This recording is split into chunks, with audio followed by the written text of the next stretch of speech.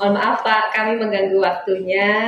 Ini kami mohon izin untuk menanyakan beberapa hal terkait dengan kebijakan-kebijakan yang selama ini diambil oleh Bapak sebagai pimpinan di sekolah di SMA Negeri 2 Cilacap. Seperti itu Pak. Mohon izin ya Pak. Di 2 Cilacap ini, pertama nilai-nilai ini yang berhubungan dengan moral. Sifat, kalau saya lihat secara moral apa adanya, cenderung apapun yang saya lihat kalau kesetaraan sebagai sesuatu yang tidak benar ataupun salah. Tapi kalaupun saya diam, ya dianggap sebagai hal yang tidak peduli atau apatis. Itu dalam bentuk individu ataupun kelompok, guru ataupun karyawan, bahkan siswa. Itu bahkan pihak luar, termasuk orang tua ataupun stakeholder yang masuk di dalam lingkaran SMA Negeri 2 Cilacap ini. Melihat dari siapa yang terlibat. Berikutnya juga fakta-fakta yang terjadi ataupun benar nggak fakta tersebut. Untuk pertanyaan yang kedua nih Pak dari saya, selama ini bagaimana Bapak dalam menjalankan pengambilan keputusan terutama pada hal-hal yang atau kasus-kasus yang berkaitan dengan hal atau kepentingan-kepentingan yang dianggap sama-sama benar atau dilema etika ataupun itu hal-hal yang berkaitan dengan nilai-nilai kebajikan Bapak. Kejadian atau berkala yang sama-sama benar, benar itu memang harus banyak mempertimbangkan. Pertimbangan yang perlu diambil yang pertama memang untuk kepentingan siapa kasih pengambil keputusan ini, kepentingan pribadi saya ataupun kepentingan secara umum, nah itu harus dibuktikan. Dan lebih diutamakan apabila ada suatu masalah seperti ini ya difokuskan ya memang sama-sama benar ya, sama-sama benar, sehingga kalau keputusan itu saya ambil, saya tak menangkan yang mana ataupun yang salah yang mana, tidak mungkin. Oleh karena itu kita ambil yang terbaik untuk yang pertama memang untuk bersamaan, karena itu tetap kita ambil nanti bagaimana keputusan tersebut bisa memenuhi rasa keadilan bagi semua yang terlibat dalam dilema etika ini. Ini agak sulit, nanti tetap harus diambil keputusan dan saya harus punya keureit itu artinya keberanian untuk mengambil keputusan tersebut. Dan juga bahasanya ya, ketika mengambil keputusan ada beberapa hal yang perlu kami pertimbangkan, dan inilah nanti yang bisa diambil keputusan sehingga keputusan ini bisa untuk kepentingan sama. Prosedur apa yang biasa Bapak ambil untuk pengambilan sebuah dari hal-hal yang berhubungan dengan persoalan tadi. Nah ini apa penyebabnya sih kok bisa terjadi hal seperti itu. Nah, langkah berikutnya mau tidak mau saya harus mengundang yang terlibat. Kalau secara pribadi yang bersangkutan akan diajak bicara, ya, baik nanti secara person sendiri-sendiri, selanjutnya bisa kita temukan yang memiliki persoalan tersebut, karena dengan cara pribadi ada pasti persoalannya. Berikutnya kita cari data-data yang terlibat berikutnya, baik itu nanti pribadi ataupun kelompok, ya kita ambil. Nah, selanjutnya setelah hal-hal itu kita biasanya kita adakan semacam studi kasus ya, studi kasus. Kita bicarakan sama-sama, kita cari resolusi yang terbaik. Dan ini memang hutan ini tidak mudah. Bagaimanapun juga nanti harus kita pikirkan masa-masa bagaimana keputusan itu diambil supaya tidak akan terus dilema ini tidak mana-mana. Memang kita harus segera membatasi siapa-siapa yang terlibat ini untuk bisa menyampaikan hal-hal yang memang mereka anggap yaitu tidak merugikan ataupun menguntungkan satuan atau pihak yang lain. Berikutnya efektif juga ini karena hal ini suatu yang moral atau moral ataupun sosial, ini tidak bisa kita menyelesaikan itu bahasanya ini satu ini Anda yang salah, Anda yang benar tidak. Maka supaya semuanya bisa mendapatkan yang terbaik mesti kadang-kadang ada suatu trilema atau trilema ya. Trilema itu ada dua masalah itu kan. Tapi bisa nggak dari itu nanti muncul suatu pemecahan sehingga pemecahan itu efektif, tidak terjadi, tidak ada yang dirugikan atau diuntungkan, semua bodoh lah, sama-sama semua. Nah ini mungkin suatu saat muncul yang namanya trilema. Selama ini hal apa yang menjadi tantangan terhadap pengambilan keputusan di kasus-kasus dilema etika? Tantangan pertama tantangan pribadi ini. Ketika saya mengambil keputusan, kalau tidak diberi ada keberanian, akhirnya muncul keputusan yang saya ambil ini nanti membuat seseorang ataupun individu itu menjadi tidak bersemangat, tidak bersemangat atau merasa dipersalahkan, merasa dia dibullying dan sebagainya. Yang pertamanya. Yang berikutnya juga apabila ini bentuknya kelompok, jadi suatu organisasi atau sekolah itu berjalannya tidak normal. Tidak normal. Saya memutuskan mengambil keputusan bahwa yang kelompok ini yang benar, yang itu tidak benar, biasanya itu terjadi suatu gap ataupun kadang-kadang memunculkan stigma. Apabila saya yang ditakutkan nanti kepala sekolah membeda-bedakan. Kalau saya mau mengambil keputusan itu menyangkut moral ataupun sosial, kalau sampai terjadi nanti pribadi dan keluarga, inilah yang terjadikan. Takut nanti muncul di keluarganya menjadi tidak bersemangat dalam beraktivitas ataupun bekerja. Tantangan berikutnya apa ini yang saya berat ini hubungannya dengan hasil suatu pekerjaan. Sekolah ini mau dibawa kemana? Dan selanjutnya Bapak, apakah Bapak memiliki jadwal tertentu untuk bisa menyelesaikan kasus-kasus yang berkaitan dengan dilema etika, ataukah biasanya Bapak menyelesaikannya langsung pada waktu di tempat tersebut, ataukah memang Bapak menentukan ada jadwal tersendiri nih untuk menyelesaikan kasus atau permasalahan yang berkaitan dengan dilema etika? Lalu biasanya bentuk atau prosedur yang Bapak terapkan itu seperti apa dalam penyelesaian kasus dilema etika tersebut? Terima kasih. Ini melihat dari persoalannya ya. Dilema itu apa? Kalau dilema ini mungkin batasannya sederhana ya bisa diselesaikan di tempat, kita selesaikan di tempat. Langsung aja kalau tapi kalau memang itu persoalannya lebih kompleks, tidak mau kita harus membuatkan jadwal supaya nanti persoalan ini bisa diselesaikan dengan baik. Nah, jadwal-jadwal ini memang ditentukan supaya yang terlibat ini sudah siap, memang siap. Kita akan menghadapi sebuah sidang misalkan, dan siap, dan merasa tidak diintervensi ataupun didikte. Memang perlu itu. Kita melihat kasusnya seperti apa, dilemanya seperti apa. Kalau memang dilemanya itu diselesaikan di tempat itu ya bisa diselesaikan di tempat. Tidak terlalu besar antara dua individu yang menentukan yang ini benar dan kita bisa selesaikan di situ ya kita selesaikan. Tapi kalau untuk kompleks dan itu menyangkut banyak kepentingan, kemudian kita selesaikan secara tertutur atau sebenarnya. Jadi menyangkut nilai-nilai apa saja, nilai-nilai saja yang terlibat dalam persoalan tersebut, melibatkan siapa saja, kita lihat, kita identifikasi. Berikutnya kita undang yang bersangkutan atau yang terlibat dalam persoalan tersebut, terus kita adakan semacam diskusi ataupun studi kasus untuk memecahkan peristiwa ataupun persoalan dilema etika ini ataupun hal yang lain yang berhubungan dengan saya katakan sebagai rujukan moral ya, rujukan moral itu. Dan selanjutnya kita akan setelah kita diskusikan bersama, kita akan mengambil keputusan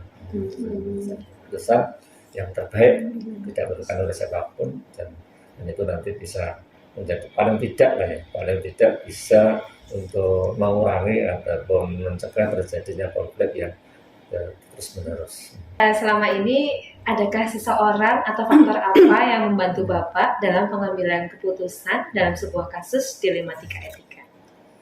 Jelas ada pihak, tentu ada seorang, sehingga saya tidak serta-merta untuk menentukan ini Terus ketika sama ada seorang tersebut, ya saya menyesuaikan dengan kasus atau Kasusnya. dilema yang terjadi. Jadi ada tidak mau saya tidak bisa mengambil keputusan sendiri, tetap melibatkan tim manajemen atau siapa saja yang berkepentingan. Nah, tadi selain apa tadi? Yang mau tidak mau memang kita sudah memiliki apa ya semacam pengalaman-pengalaman ya, pengalaman yang sudah terjadi ataupun pelatihan-pelatihan bahasanya mereview kembali memori kembali ya, faktor memudahkan dan yang terbaik. Nah, kalau ya sekali lagi semuanya untuk kepentingan bersama. Pertanyaan yang terakhir gitu. Berdasarkan apa yang tadi sudah Bapak sampaikan, pengalaman apa yang dapat kita petik atau pembelajaran apa yang dapat kita petik dari pengalaman pengambilan keputusan berkaitan dengan dilema etika. Terima kasih, ini banyak nih pelajaran yang kita ambil ketika terjadi peristiwa ataupun persoalan dilema etika ini. Untuk mengambil keputusan kita tidak serta-merta bahwa Anda yang saya sukai ini ada yang paling benar dan yang benar tidak. Jadi yang kita ambil dari ini kita bisa menentukan ataupun mengambil skala prioritas bahwa persoalan dilema etika ini jangan ya ini bisa atau jangan mempengaruhi suatu kegiatan aktivitas di dalam suatu perkumpulan, terutama adalah sekolah ini karena saya adanya di sekolah. Berikutnya yang saya ambil, saya bisa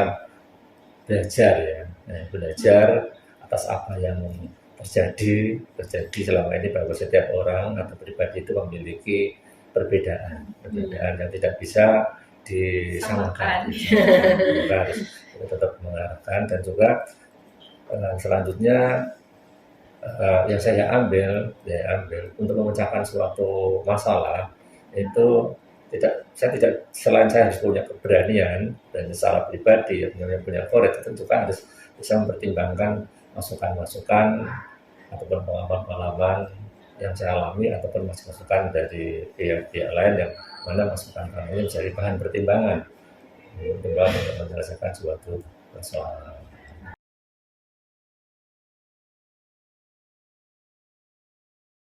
Mohon maaf mengganggu waktunya ya Pak.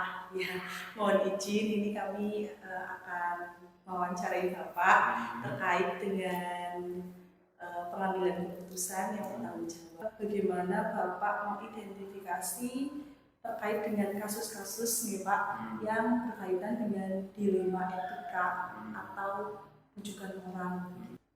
Motivasi untuk belajar kalau anak-anak yang tingkat bawah itu biasanya sangat kurang sehingga problematika anak itu muncul. Nah, kalau di SMK Migas ini karena SMK ini kan berbeda dengan SMA. Kalau SMK ini kita mengawal dari pembelajaran sampai dengan keluar bekerja atau yang lain. Jadi memang sangat beda sekali sehingga dilema etika ya wah ini bahkan mungkin sering berhadapan. Untuk pertanyaan yang kedua dari saya ya Pak, selama ini bagaimana Bapak menjalankan pengambilan keputusan di sekolah, khususnya pada kasus-kasus yang berhubungan dengan kepentingan yang sama-sama benar atau mengandung nilai-nilai kebajikan, Pak.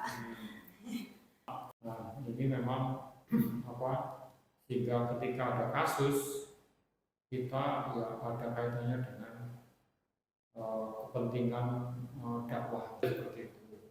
Jadi ada semacam proses toleransi kepada yang bersangkutan karena misinya berdakwah. Kita ada kebijakan lain agar anak ini kembali ke jalannya. Langkah-langkah apa saja yang Bapak lakukan selama ini atau prosedurnya? menyelesaikan beberapa kasus. Kalau sederhana, ini biasanya kan sudah ditangani oleh guru yang bersangkutan atau wali kelas. Tapi kalau kasusnya agak serius, ini biasanya masuk di tingkat pengelola ya. Yang penting adalah memberi contoh ya. Lanjut ya Pak, Ya. untuk pertanyaan keempat, hal-hal apa yang selama ini menurut Bapak anggap efektif dalam menjalankan pengambilan keputusan yang berkaitan dengan dilema etika? Kalau dari pengalaman yang sudah itu memang yang paling efektif adalah ini diskusi antara pihak sekolah, kemudian dengan siswa, kemudian dengan orang tua atau wali. Yang efektif juga biasanya kalau melanggar aktif biasanya ya kita pakai skor skala kali ini yang kadang kita kembangkan kepada anak agar anak itu punya kesadaran untuk berubah ya. Berkaitan tadi dengan pengambilan keputusan nih Pak, selama ini apakah ada jadwal tertentu, Bapak memiliki jadwal tertentu dalam penyelesaian kasus-kasus yang berkaitan dengan dilema etika? Kemudian jika memang ada jadwal tertentu, apakah biasanya diselesaikan langsung di tempat atau memang diprioritaskan ini waktunya atau jadwalnya kapan seperti itu? Kemudian bentuk atau prosedurnya dalam penyelesaiannya bagaimana? Kalau untuk jadwal untuk penyelesaian permasalahan seperti itu kami insidental. Ya, ketika ada permasalahan yang masuk, kemudian kita koordinasi dengan wali kelas, dengan tata usaha untuk kaitannya dengan persuratan, kemudian nanti sesuai dengan jadwal di persuratan itu kita selesaikan bersama-sama. Permasalahan biasanya langsung clear hari itu, jadi tidak kemudian menunggu pertimbangan siapa enggak. Prosedurnya biasanya ini kan biasanya diawali dari laporan guru, kemudian ternyata guru juga punya cara untuk menyelesaikan. Tapi kalau tidak selesai oleh guru yang bersangkutan, kemudian masuk ke wali kelas. Wali kelas mencoba menyelesaikan juga. Kalau masalahnya berat, ya tidak selesai di wali kelas, hanya di tingkat pengelola. Pertanyaan ke-7 nih Pak, ya. Dalam pengambilan keputusan dilema etika tersebut ya Pak, kasus dilema etika tersebut, apakah ada seseorang yang membantu Bapak atau faktor-faktor apa yang selama ini mempermudah atau membantu Pak Toga untuk mengambil keputusan tersebut? Pengalaman ini membantu saya untuk bisa menyelesaikan kasus-kasus. Penguat saya itu yang pertama ya pengalaman, kedua dukungan keluarga, kemudian kekompakan. Pertanyaan terakhir Ya. Pak, dari yang tadi sudah Bapak sampaikan terkait dengan dilema etika, kira-kira pembelajaran apa yang dapat kita petik dari pengalaman pengambilan keputusan yang berkaitan dengan dilema etika? Ya, pengalaman yang saya dapatkan dari yang pertama bahwa tidak selalu kejelekan daripada peserta didik itu harus vonisnya merugikan. Terkadang dengan tindakan-tindakan dari mempertimbangkan kebaikan-kebaikan,